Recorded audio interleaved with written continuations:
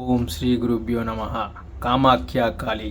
కాళీ పురాణములో అస్సాంలోని కామాఖ్యలో వెలిసిన కాళిని గురించి విపులంగా వర్ణించబడింది. దక్షయజ్ఞ వేళ ప్రాణత్యాగం చేసిన సతీదేవి శరీరాన్ని ధరించి మహేశ్వరుడు ప్రళయతాండవం చేయగా దాని వలన లోకానికి కలిగిన కల్లోలాన్ని ఆపటానికి శ్రీ మహావిష్ణువు చక్రప్రయోగం చేశాడు. సతీదేవి శరీరము ఖండాలుగా దేశం నలుమూలల్లో పడినది. ఆ ఖండములలోని 18 ప్రధాన భాగములు పడిన చోట్లే అష్టాదశ శక్తిపీఠములైనవి. వాటిలో కామాఖ్య అనునది యోనిపీఠము. దాని అధిష్టాన దేవత కాళి. ద్వాపరయుగంలో నరకాసురుడు ఈ దేవతను ఆరాధించాడు. భగరూపునిగా, భగేశ్వరిగా, భగవతిగా కొలిచి వామాచార మార్గములో సిద్ధిని పొందాడు. తత్ఫలితముగా మనసులో ఇష్టమున్నా లేకపోయినా 16,000 మంది రాజకుమారికలతని వశమైనారు. ఇష్టం లేని వీరిని బలాత్కరించి అనుభవించిన మహాపాప ఫలితంగా అతడు శ్రీకృష్ణుని చేతిలో హతుడైనాడు. కాళీ పురాణములో నరకాసుని గాథ చిత్రంగా చెప్పబడింది.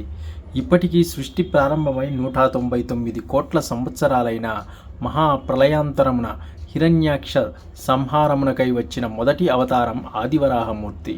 ఆ శ్వేతవరాహుడు భూదేవిని ఆమె కోరికపై అసుర సంధ్యవేళ సంగమించగా ఆమె గర్భవతైనది. అప్పుడు పుట్టినవాడే నరకుడు.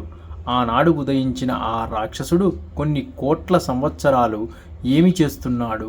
ఇన్ని యుగాలలో హిరణ్యకశపు, తారక, రావణాది రాక్షసులు ఎందరూ రాలేదు, ఎందరూ మరణించలేదు. నరకుని పాత్ర ఎక్కడా కనపడదు, వినపడదు. దీనికి సమాధానం కాళీపురాణం చెబుతున్నది. భూదేవి గర్భము దాల్చగానే ప్రసవించిందట.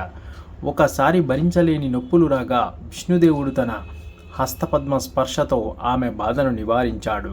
త్రేతాయుగమునందు భూదేవి కుమారులలో సీతాదేవితో వాడు చిన్నతనంలో ఆడుకున్నాడు.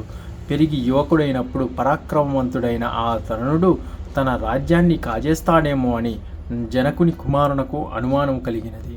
అప్పుడు జనకుడు భూదేవికి ఆ కుర్రవాణ్ణి తిరిగి అప్పగించాడు. భూదేవి తన కుమారుని కోసం విష్ణుదేవుని ప్రార్థించగా ఆయన వచ్చి బ్రహ్మపుత్రా నదీ తీరంలోని కామరూప రాజ్యానికి ప్రభువుని చేసి ప్రాగ్జ్యోష్ట్యాద్రి రాజధానిగా పరిపాలించుకోమని, అప్పటికే అక్కడ వెలిసి ఉన్న కామాఖ్యకాళిని భక్తి శ్రద్ధలతో అర్చించమని చెప్పి వెళ్ళిపోయాడు. నరకుడు కాళీదేవి అనుగ్రహాన్ని పొంది పరాక్రమవంతుడై పరిపాలిస్తుండగా అతడి రాజ్యంలోని చైనీయుల తిరుగుబాటు చేశారు. తన శౌర్య సాహసాలతో ఆ చైనీ వారిని పారద్రోలి శక్తిరూపుడై రాజ్యం ఏలుతున్నాడు. కొంతకాలం గడిచిన తర్వాత ద్వాపరయుగం వచ్చింది. ఒకసారి వశిష్ఠ మహర్షి కాళీదేవి దర్శనానికి వచ్చాడు. ఆ కారణం వల్లనో దేవాలయ అధికారులు ఆయనను లోపలికి అనుమతించలేదు. ఆయన నరకుని వద్దకు వెళ్ళి విషయం చెప్పాడు. నరకుడు ఆయనను లెక్క చేయలేదు. వశిష్ఠునకు కోపం వచ్చి ఆలయం నుండి కాళీదేవి అదృశ్యమగుగాక అని శపించాడు. ఆ శాప ప్రభావం వల్ల కామాఖ్య నుండి కాళీ మాయమైంది. వశిష్ఠుడి తిరిగిపోయాడు. మర్నాడు గుడికి దర్శనానికి వెళ్ళిన నరకునకు అక్కడ కాళీ కనపడలేదు. భయభ్రాంతుడైన నరకుడు ఎంతో ప్రార్థించాడు. అంతకుముందు తన ఆరాధనకు సంతృప్తి చెంది ప్రత్యక్షమై వరములిచ్చిన కాళీ ఎంత జపించినా ధ్యానించినా కనపడలేదు, పలకలేదు. కాళీమాత అనుగ్రహం తప్పిందని గ్రహించాడు. ఏమి చేయాలో తోచక రాక్షసగుల పురోహితుడైన శుక్రాచార్యుణ్ణి పిలిచి పరిష్కారం చేయమని ప్రార్థించాడు. ఆయన కాళీదేవిని తిరిగి రప్పించడం నా వల్ల కాదు, అంతకంటే నీకు రక్షణ కోసం యజ్ఞములు చేయిస్తాను అని రుద్రాత్మకమైన యజ్ఞములు చేయించి వెళ్ళిపోయాడు. ఆ తరువాత కొంతకాలానికి శ్రీకృష్ణుడు దండెత్తి వచ్చినప్పుడు యుద్ధరంగంలో శ్రీకృష్ణుని వెనుక తన పీఠదేవత అయిన కాళి కనిపించింది. ఆ దేవత శత్రుపక్షంలోనికి వెళ్ళిందని గ్రహించిన నరకుడు నిస్సహాయుడై వీరోచితముగా పోరాడి మరణించాడు. కాళీదేవి మళ్ళీ కామాఖ్యలో అవతరించింది. ఇప్పటికీ ఆ క్షేత్రంలో సిద్ధ సాధకులెందరో తీవ్ర సాధనలు చేసి అద్భుత శక్తులు సాధించారు. 20వ శతాబ్దంలో 2 మిత్రులు కామాఖ్య వెళ్ళి కొన్ని కఠోర సాధనలు చేసి అద్భుతమైన శక్తులు సాధించారు. అందులో ఒకరు ఒరిస్సాలోని కటక్లో నివాసం ఏర్పరచుకొని సర్వజ్ఞుడన్న పేరుతో ప్రసిద్ధి చెంది భూత భవిష్యత్ వర్తమానాలను చెప్పేవాడు. విశాఖపట్నంలోని ఆంధ్ర యూనివర్సిటీలో తెలుగు ప్రొఫెసర్గా పనిచేసిన జోగారావు గారు చిన్నతనంలో స్కూలు విద్యార్థిగా ఉన్నప్పుడు వారింటికి సర్వజ్ఞుడు వచ్చిన సంఘటనను ఈ విధంగా చెప్పారు. నా చిన్నప్పుడు మా ఇంటికి చాలామంది యోగీశ్వరులు వచ్చేవారు.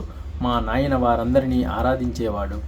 ఒకసారి ఒరిస్సా నుంచి సర్వజ్ఞునో అనే మంత్రవేత్త వచ్చాడు. ఏదడిగినా చెబుతానని ఆయన గురించి అందరూ అంటుంటారు. నాకు మర్నాడు లెక్కల పరీక్ష. సరిగా చదవలేదు. నాకు లెక్కలు బాగా రావు. అందుచేత ప్రశ్నాపత్రం ముందే తెలుసుకుంటే తయారు కావచ్చు కదా అనిపించింది. సర్వజ్ఞో గారిని తాతగారు, రేపటి లెక్కల పేపరు చెప్పండి అని అడిగాను. అది ఎక్కడ ఉంటుంది అని అడిగారు ఆయన.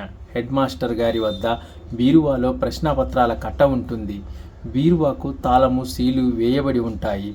రేపు ప్రొద్దున పరీక్షకు ముందు తెరుస్తారు అని చెప్పాను. ఆయన కళ్ళు మూసుకున్నాడు. ఒక్క క్షణం ఆగి, ఆ ప్రశ్నాపత్రం నా భాషలో లేదే అన్నాడు. ఆ రోజుల్లో అంతా ఇంగ్లీష్ మీడియం. మంత్రవేత్త ఇంగ్లీషు భాషలోని ప్రశ్నాపత్రాన్ని మొత్తం చెప్పాడు. మర్నాడు సరిగ్గా అదే పరీక్ష హాలులో కనిపించింది. నేను ముందే తయారు కావటం వల్ల పరీక్ష బాగా వ్రాశాను.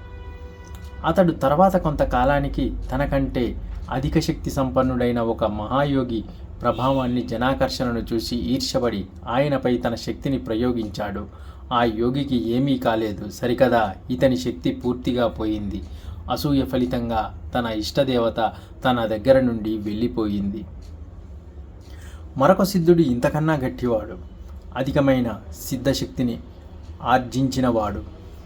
అతడు వస్తు సృష్టి చేసేవాడు. తనను తాను కృష్ణుని యొక్క అవతారముగా ప్రకటించుకున్నాడు. తన భార్యను రాధాదేవిగా, మహాయోగీశ్వరునిగా తెలిపాడు. ఆయన ఉపన్యాసం చెబుతుంటే ఆకాశం నుండి వెన్నముద్దలు రాలేవి. ఆ దంపతుల పటాలకు, విగ్రహాలకు పెట్టుకొని పూజ చేస్తే వేడివేడి ప్రసాదాలు ప్రత్యక్షమయ్యాయి. లోక సహజంగానే కొన్ని వేల మంది భక్తులు తయారై ఆయన ఒక కొత్త దేవుడై కూర్చున్నాడు. దేశం మొత్తం మీద కొన్ని వందల దేవాలయాలు ఈ దంపతుల పేర్ల మీద నిర్మించబడ్డాయి. వారి విగ్రహాలకు నిత్యము పూజలు జరుగుతున్నవి. కవుల అష్టోత్తర శతనామావళులు రాశారు. వారి పాటలు పాడుతున్నారు. భక్తులు వారి పేర్లతో భజనలు చేస్తున్నారు. ఆకాశంలో మబ్బులు కమ్ముకొని వీడిపోతున్నట్లుగా కాలవశమై సమస్తము జరిగిపోతున్నది. కాలము ఎంతవారినైనా దుస్తరము. అవతారమూర్తులుగా పేరుకొంచిన ఈ దంపతులు కూడా ముందు సిద్ధుడు తరువాత అతని భార్య శరీరపతనమై కాలగర్భంలో కలిసిపోయారు. ఆనాటి భక్తులు ఇంకా కొందరు మిగిలి ఉన్నారు కనుక ఒక తరం పాటు వారిని స్మరిస్తుంటారు.